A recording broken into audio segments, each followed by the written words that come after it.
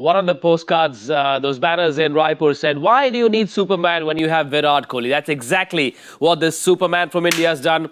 100 number 84, 53rd in one-day cricket. He takes Raipur by storm. India mount 358 runs having been put into bat. Once again, this is what they did. Ruturaj Gaikwad as well. First international 100 for that man who batted at 4. And that's what India finished with. A solid innings of 66 not out from the captain KL Rahul as well. It's been a happy afternoon for India. It'll get even happier when you see the two faces to my left, Mr. Bhattacharya and Mr. Khan. Who says Zodiac is boring when you have such quality batting, Joy? Absolutely. I mean, that one partnership in the middle. And India now seems to have a script that, okay, we're going to have one big partnership among the top 4.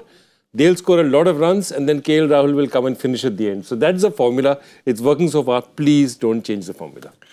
Batting looks easy. I mean, anyone can do it, right? Virat makes us think like that. He forces us to believe. He fools us into believing batting is easy. Well, look at the kind of consistency which he has achieved right throughout his career, isn't it? Just turns up pretty much every single time, goes out there. Once he's in, makes it count. So that's how he has been driving his game. That's how he's been building his cricket over the years. Today was no exception. This series is no exception. One big 100 followed by another one. But that partnership, I think, Ruturaj and Virat was a standout. There is no doubt about that. Virat, if you see the strike rate, he's this series is definitely a talking point, something which is very evident that he's looking to be aggressive right from the word go. Today also was pretty much similar. Not afraid of taking on the bowlers as early in the innings as possible, which is something is a great sign for him at this stage. When he gets into the zone, when he's locked in, he does capitalize and he does make them count. This is his 11th streak of consecutive hundreds. And take a look at the man at number 2. He's way behind with 6 such streaks. 11 times he's gone on to hit 2 or more hundreds in this format. Absolutely. And there's once in October 2018 where he hit 300s in a row. I mean, he's an incredibly consistent batter. But what that also actually tells you is that when he is in form, he capitalizes on it. And that's one of the great things about Virat Kohli. Yeah. He does not waste good form. There's some players who will give it away, and when he is in form, he will not give it away. And I think that tells you why these 5300s have come. It cannot come just from talent. A lot of players have talent. But his determination that this is a good day, I'm batting well, I've seen through the early times, I'm not going to give away my wicket. That separates him from the rest of the batters. Between 2016 and 2019, Kohli scored 1700s in 65 innings. He's a bit of a mentality monster, isn't he, Virat Kohli? Well, he's someone who has always been trying to push the bar higher and higher. He speaks about that often. It's got to come in your thoughts first, right? You got to think about achieving certain things, and then it becomes easier. Yeah. So I think he's someone who's been striving for this kind of consistency, and he'll be very happy with the kind of numbers which he has put up right throughout his career. In the last 23 innings, he's got 600, so he does have a hunger for those big runs. And on the broadcast, clearly, one camera is always sort of dedicated to Virat Kohli.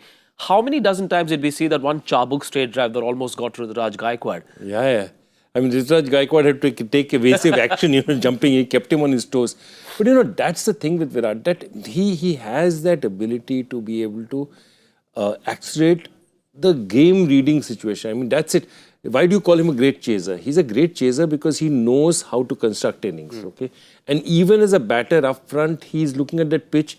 He would have made his calculation. See, when we first heard about the pitch, we went with Deep and Sean, who would now have no place to hide for the next 2 hours because the South African bowlers will be looking for them.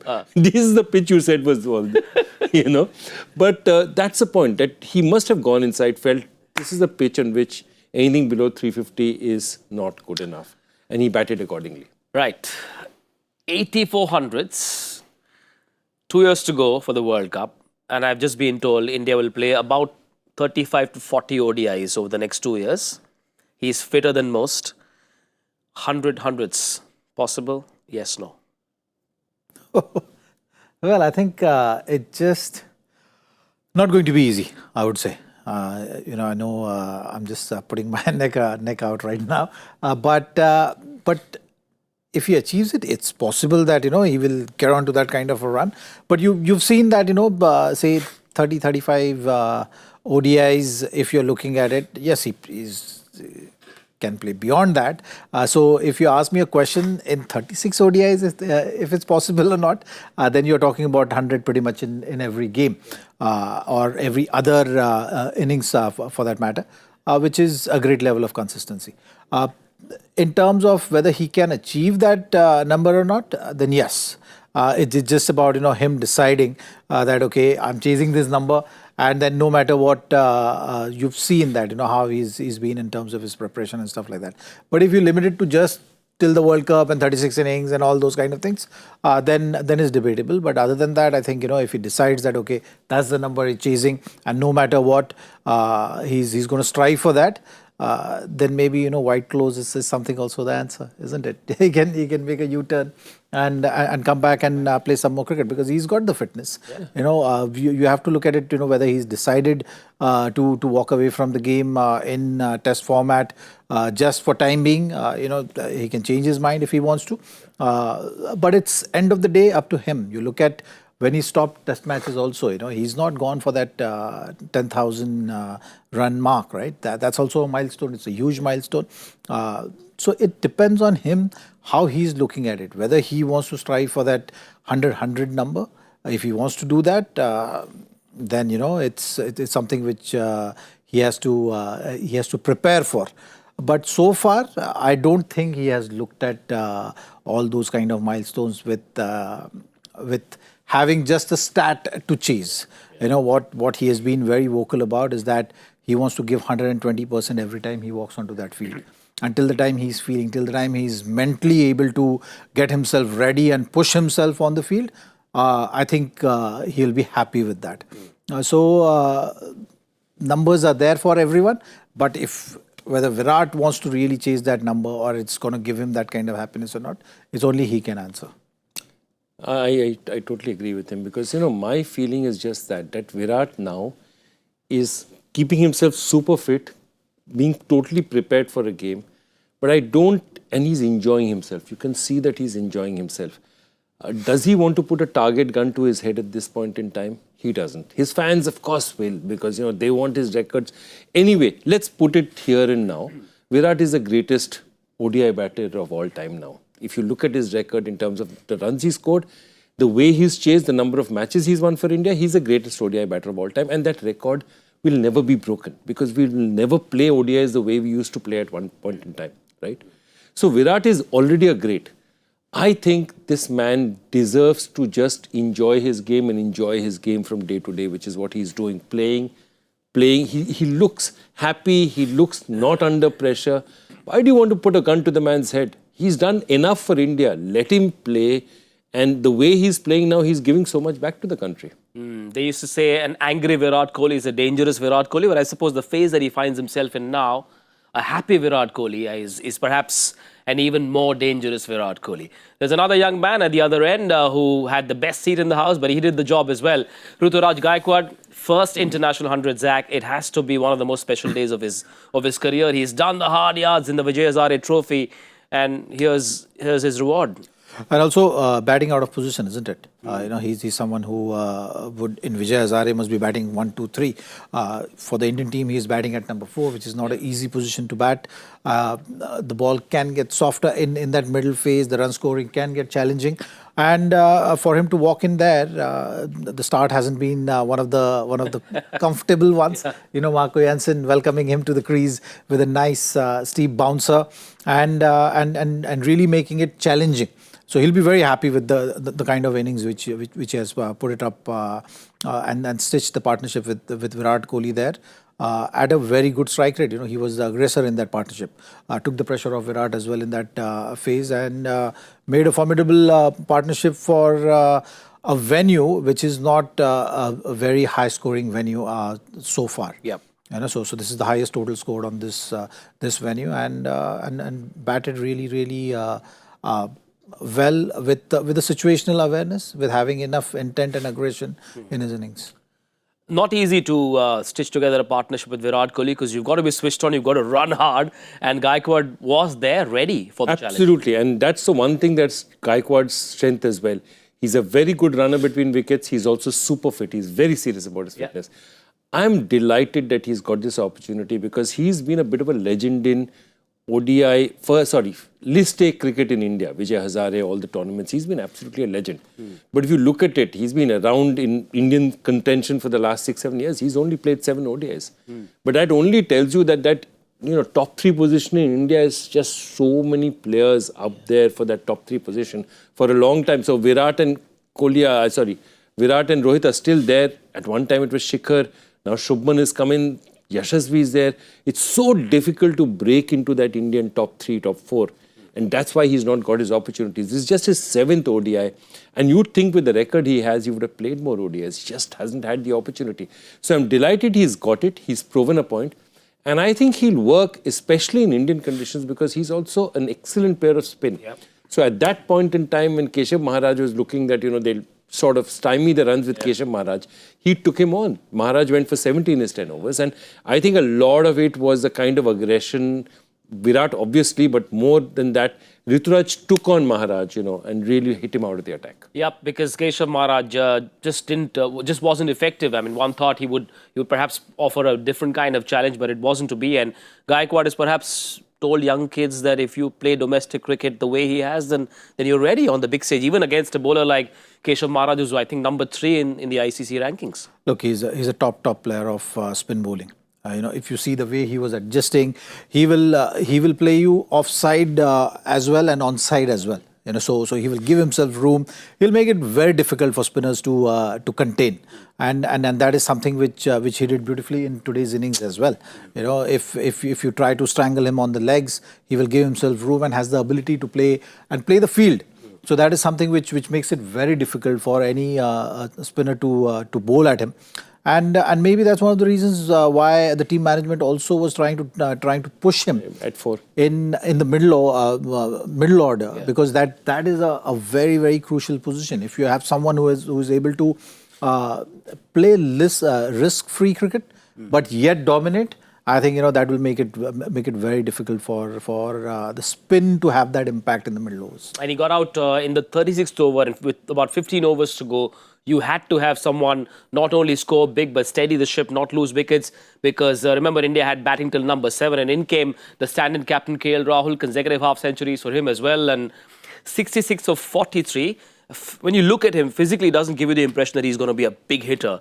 Today, he played some gorgeous shots, some big shots as well. He played it the previous day as well, and I think it was fantastic. I think first, India, give the team credit, they bought him in at 5. Because he slotted in at 6, but they said he's the most senior batter.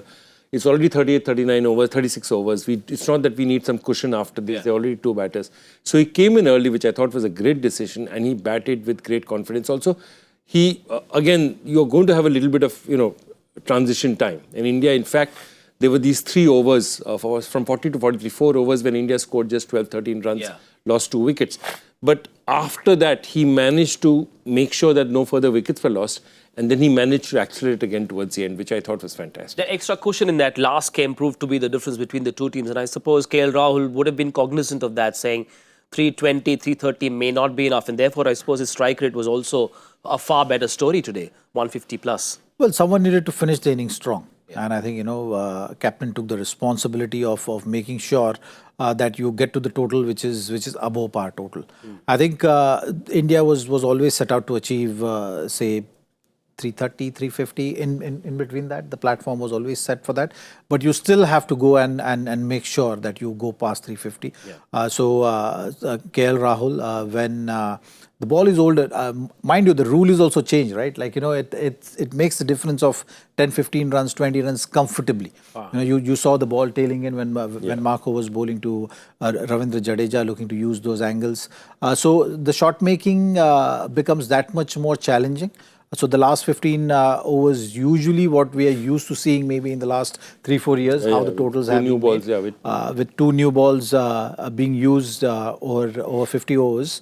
That is changed, so you have to keep that also in mind. And when you look at it with that lens, you see that the value of KL's inning even goes higher. So I think he sussed the conditions well. The management decided to send him up, which is a good proactive call in the situation which India was in, and to make sure to get a total which can be a very formidable total on this pitch. I'm not too sure what the reactions on Deep Das Gupta and John Pollock's mentions are, because they said it was a two-paced wicket. Gaikwad after the innings said it was two-paced only for the first 15-20 overs, and then got better to bat on, and he of course had Virat Kohli who spoke to him on how to access gaps. So it's always an advantage to play with someone like a Virat Kohli who has a ton of experience. Now, KL Rahul made good use of those conditions in the second half of the innings. What about the South African bowling? They came in with two changes in their bowling lineup. Ngidi came in and so did Keshav Maharaj. Neither of those too effective. Credit to the batters only, or could South Africa have done something else? No, I think the intent was there. You've seen Narendra Berger, the way he started getting Rohit out to a really a good delivery.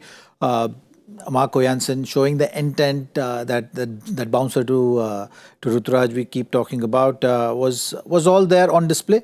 I think Ngidi bowled very well. He was economical right throughout. But once they lost Narendra Berger as well, the captain also had to use his resources in a different manner, which didn't help. Keshav Maharaj going for 70 runs. That also, the partnership of two set batters at that stage putting pressure on. So those things didn't go well for South Africa. Hence, they couldn't really build the kind of pressure. And also some good batting from Ruturaj and Virat didn't really help. In a 50-over long story, at times, one or two things can make the difference. 20 wides and that injury to Narendra Berger. Perhaps the difference between 320 and 360. I tend to agree absolutely. I mean, the wides in the beginning because it just dispersed, dissipated their energies, and India was at 1.24 with 12 runs scored at the bat and 12 runs of wides. So that was literally how it was going in the early. So they gave India a little bit of a cushion to start with. But here's my point, that if you see how the Indian team batted, in terms of wides, in terms of... I think what South Africa did not lose that much on was actually Markram, because Markram went for 23 in his first 2 overs. So that means he just went for 25 in his remaining 3.5. So I don't think we got as much advantage out of Narendra Berger getting out of the lineup than he would. I don't think we took enough advantage out of Narendra Berger, but I think where we really played out was Keshav Maharaj. Getting 70 of Keshav Maharaj is a bonus. It was a huge bonus. And I think Jansen was unlucky. I mean, the way he bowled, Jansen was unlucky. He really had the Indian batters under pressure up front. It's just one of those days for them. I think extras and some drop catches. Is something which South Africa will have to look at, because you look at the previous game also, they lost by 18 runs, and the extras which were the difference of extras between Indian bowling and South African bowling was exactly that. And I think that today is again no exception. It's gone for 20. So extras is something which as a bowling unit you can achieve. That's a non-negotiable. Sure. So that one area for South Africa to look at for sure. Ngidi, the most economical of the other bowlers, 51 of his 10. Notice anything specific in the way he was running in? Well, I think the change of pace is something which he used nicely towards the end as well. You've seen KL was looking to use the pace. That has been his strength. He's very strong square of the wicket. But the variations which he was using was into the pitch, those slower ones, which really made the difference. When they had 4 fielders outside, they largely had 2 square of the wicket and 2 behind the wicket. You thought, was there room to maybe try something else, because those shots over the top in front of the wicket were always accessible to the likes of Kohli and Gaikwad? Well, in this format, you've seen in the power play 2 and 3, it's always going to be a challenge, especially in the power play 2 when you have as a bowler, you have to have 5 fielders inside the ring. So that leaves that one area which is to access for the batter. And you got to be maybe one step ahead there. And when you have a batter who's got the ability to hit both sides of wickets, it's always challenging at that stage to bowl to a guy if the conditions are not supporting you that well. Right, the IPL auction now, not too far, about 13 days to go for the 16th of December when the IPL mini auction will happen, and a couple of names will not be a part of that list. Glenn Maxwell is one of them. So is Faf du Plessis. What do you make of that? I make of that I don't think they'll get a good price. I mean, that's the honest truth of the matter. Today, I'll tell you, there was a time in the IPL right early in 2008-9 where players used to be picked on reputation, where teams didn't know exactly what they were, and owner would say, I want Kevin Peterson on my team, or I want so-and-so player on my team. Those days are over. Today, nobody is picked on reputation. Everyone is picked on what he does in the field. And I think that's what's the great thing about the IPL. When the IPL started, owners were still grappling with this. Now nobody cares who you are. You may be the youngest player, but as long as you can come and score runs out here. And I think both of them would have looked and said, perhaps now the time has come where we might not be picked in an auction. If you remember, last year also, du Plessis was an afterthought. Yeah. He was bought in at base price. And Maxwell, I think, as I said, Maxwell is, Oscar Wilde described, I think it was Oscar Wilde described that, a second marriage is the greatest triumph of hope over experience. So picking Glenn Maxwell is like a second marriage. It's always a triumph of hope over experience. Every year he doesn't perform, but every year somebody hopes that he'll perform for me. मेरे team में आकर ये ठीक. Maybe they can say Maxwell knew he would not be picked on reputation. He's built a reputation about him in the IPL. What, average of 5 or 7 in the last 2 years? It hasn't worked for him, and he'll be in action at the PSL. Yeah. I'm a bit surprised with Faf du Plessis not being at the auction. He's super fit. See, also, look, Faf, maybe the last season also he had some injury issues, so that might be playing a role here. It might be his own decision. With Russell, you've seen it's a progression into a different role. So it is the decision making of not going in the auction is linked with the long-term vision. But if you have a reputation as a player or you've been consistently playing international cricket, at times the decision is made based on whether you're going to play all the IPL games or not.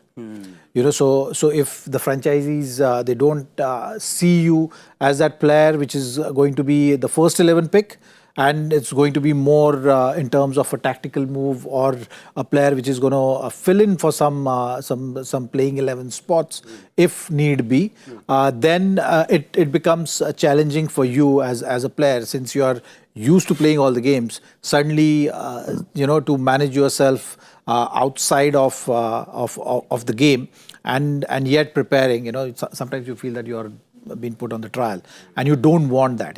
You've gone past that stage in your career, which you don't want to face again. So the decision can be linked with that as well.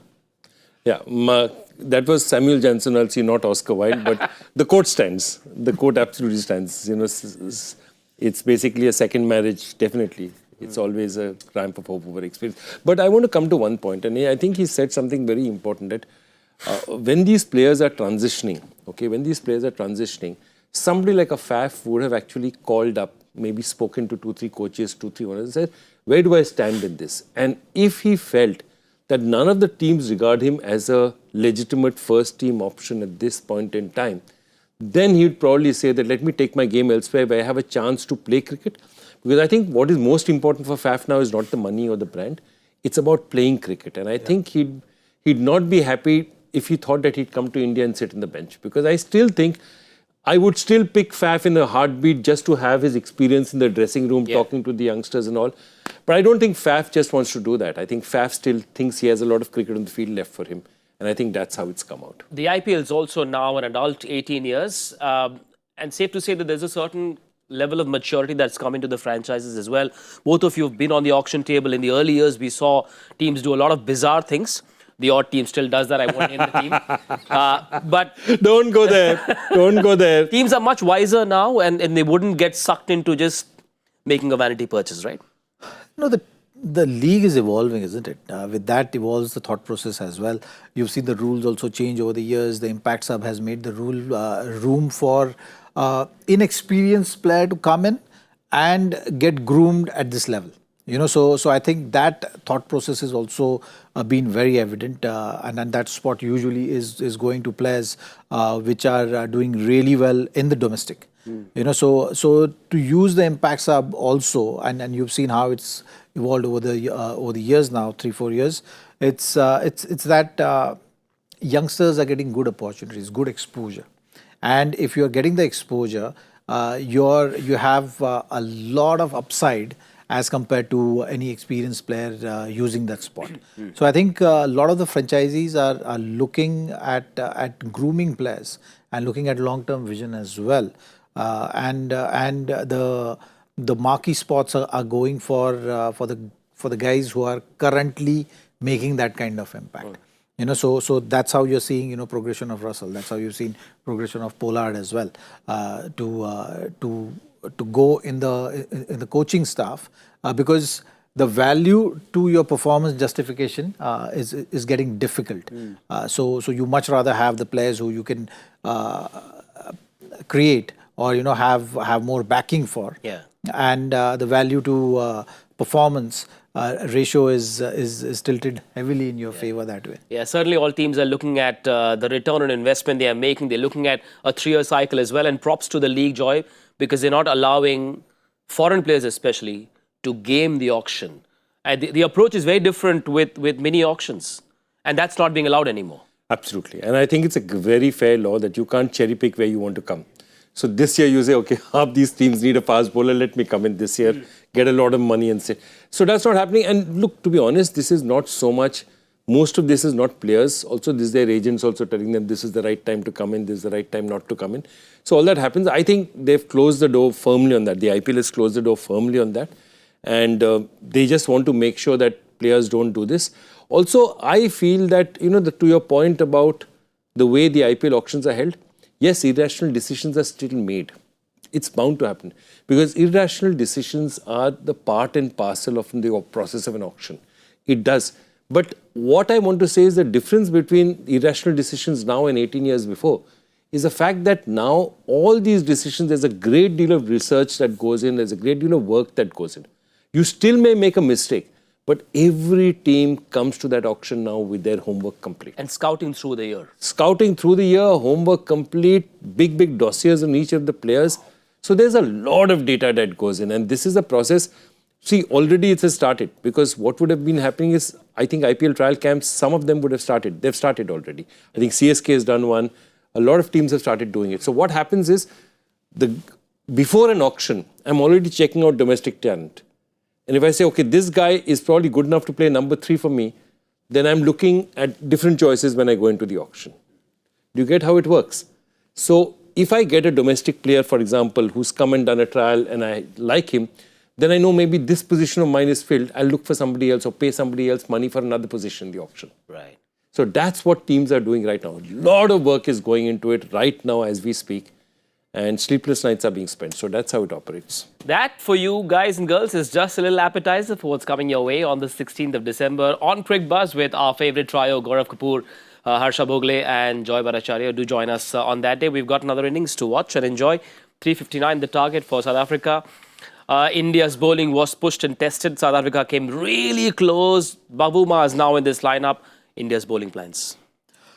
Well, replicate what they started with in the previous game. If they're able to take wickets early on, that really is going to set the tone. And Harshit and Arshdeep would want to emulate that same feat. All right, that's it then. 3:59 to chase. Power play predictions, gentlemen, for South Africa. See, firstly, I'm really upset because Virat and Rituraj obviously are spoiling all our predictions. Virat every day is spoiling our predictions, but thank goodness he is. Yeah. But yeah, I'll go for. I think they're going to go hard. Yeah. I'm going to go 79. I'm going to go 53. 66. Enjoy the innings. Back in about 10 overs from now. 15 overs from now on Crick Buzz. Come box. Bye bye.